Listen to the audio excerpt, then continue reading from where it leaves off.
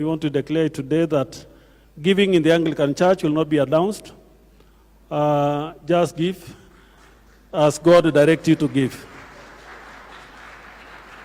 For what we give to God, we don't have to tell human beings what we have given him. We ask now the teams that have been given opportunity to come forward.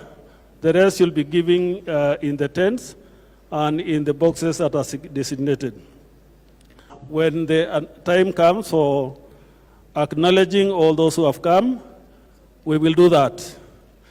But also I want to give direction that from today on henceforth, in any Anglican congregation, and I thank God my bishops are here, there will be no opportunity for any political leader to have a speech in the church. We will mention their names, they will wave their hands, and if they so wish to speak to the congregants, it will be done outside of the sanctuary.